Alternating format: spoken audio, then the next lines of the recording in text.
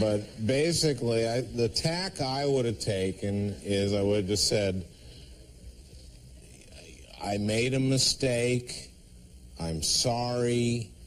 There's no excuses for this. Just let me walk you through it, though. Not as any kind of excuse, but let me explain what happened.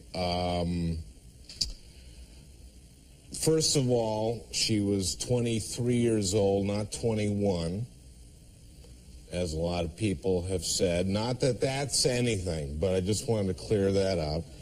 Also, not to not be a gentleman. She was not an unwilling participant. As you may have read, she kind of came to the Oval Office ready to do this kind of thing. No excuse. I made a huge mistake. The first time it happened, I was tired.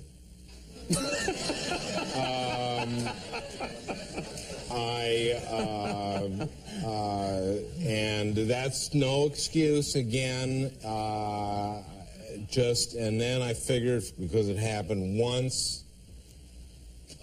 continue to do it. I'm sorry. That was also a mistake. Then when you got to when I got to the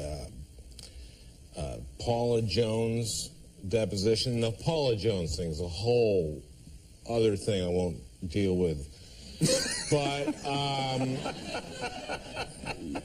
you have to understand my position, which was that basically I had two choices. One, because at this point she had said on an affidavit that we had not had sex. So I could either contradict her, which could cause her all kinds of problems, or give testimony which technically was legal and not perjury, if you really kind of very technically, which again, I was wrong, but I'm sorry.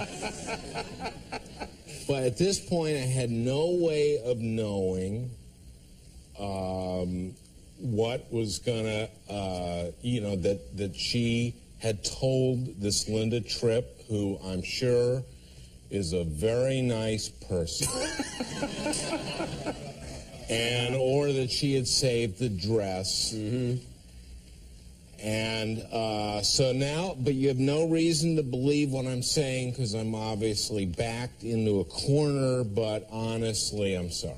Something like that. Now, if he had done that, you think everyone would just completely forget about it? Because I love that speech. I mean, it's not inspirational. Well, it's not a patriotic speech. I think people, I thought that's what people would want. Right. But then my friends pointed out it wouldn't be presidential. Right. Sounds more like a Jewish guy. Okay. And there wouldn't be like... And are you saying the two are mutually exclusive? Yeah.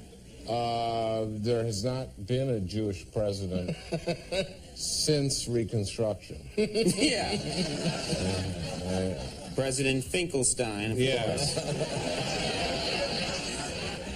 A great man. Anyway, that's sort of the... How do you explain this? Because I know your family. You have kids. How do you explain this to your kids? How do you explain this whole thing to them? Well, it's kind of embarrassing. I mean, it's a little embarrassing. For example, my son asked me what DNA was, and I said it's dinuclear something. So it was very embarrassing.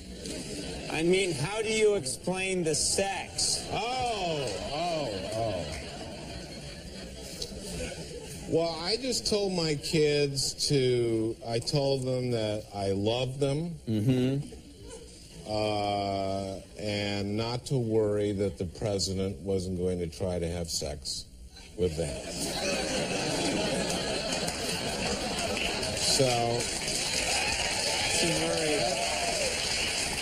reasonably sure of that. That seemed